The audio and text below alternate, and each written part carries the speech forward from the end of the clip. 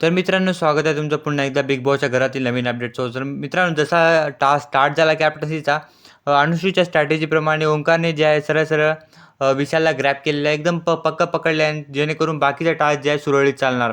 पण जसे ते पकडले गेले ते त्यांची फिजिकल फाईट स्टार्ट झाली. ते एकमेकाचा गळा वगैरे पण दाबू लागले आणि त्या चक्करमध्ये दुसऱ्या साईडला जे सोनाली आणि तन्वी आहे त्या दोघांमध्ये पण हातापाई थोडी बहुत चालली. कारण की तन्वी जी आहे सोनालीला पकडत होती आणि त्या चक्करमध्ये जी आहे तिला खाली पाडून अंगावर पण बसलेली.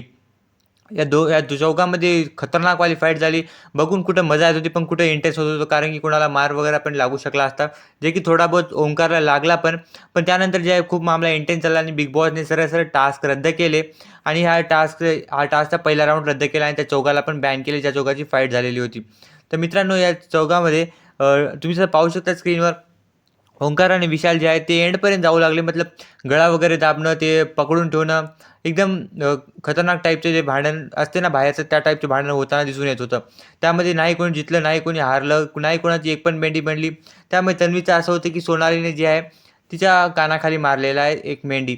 मेंढीचे जे कापूस वगैरे असतो ना, तो कानाखाली मारलेला आहे. ती या या टाईपची गोष्टी जे आहेत घरामध्ये चालत होत आहेत. त्यामुळे बिग बॉसने जे आहे विशालला आणि ओंकारला अलग-अलग रूममध्ये पण ठेवले. हे खूपच इंटेन्स फाईट आहे, जे की पहिलं खूप वेळापर्यंत झालेली नाही. पण आता फायनली जे होताना दिसून आले. तर मित्रांनो, तुम्हाला कोण बरोबर वाटते कमेंट करून नक्की सांगा.